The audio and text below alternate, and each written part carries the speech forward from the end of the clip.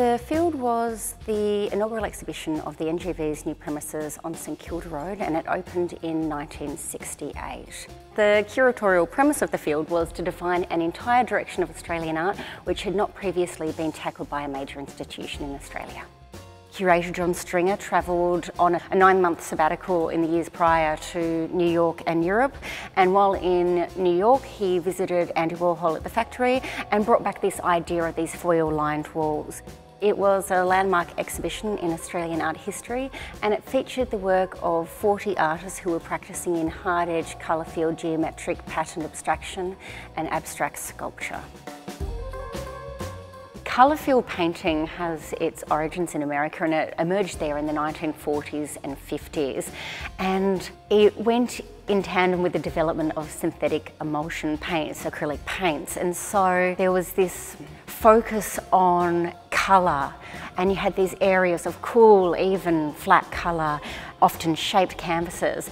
And by the 50s and 60s, it began to spread to Britain, Europe and Australia. And it was by that time you started to see the introduction of patterns and geometry within the works. And there were a lot of artists who began using house paints, but artists were also experimenting with car lacquer, automotive paints, and there was this idea that the picture did not have to be limited to the traditional form of the square or the rectangle, and so there was this sort of explosion from these traditional shapes.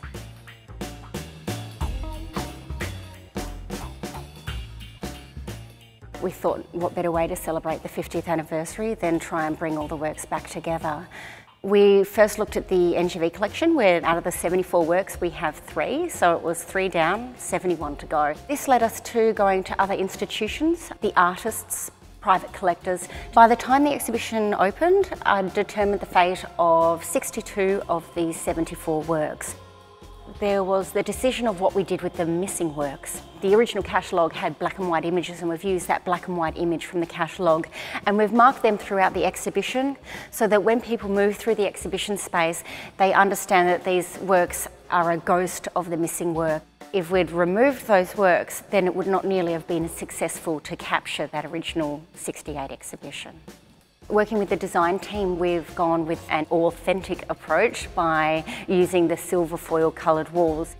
Also, we've kept the original partitioned walls, which have the steel poles going up the centre. It's how it was done 50 years ago, so we've remained authentic with that.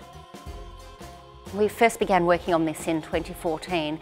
Unfortunately, people didn't document 50 years ago the way people document now, and we only have about 7 interior shots of the exhibition in our own archives, and one of the designers and I worked with these 7 images of the interior, and she produced a doll's house version of the exhibition space with all the little walls. And we sat there and we worked laying out the original exhibitions, and then we had a model of the 2018 exhibition spaces, and we moved the works as closely as possible into the 2018 model so that you walk past the works in the same way that you would have walked past them 50 years ago.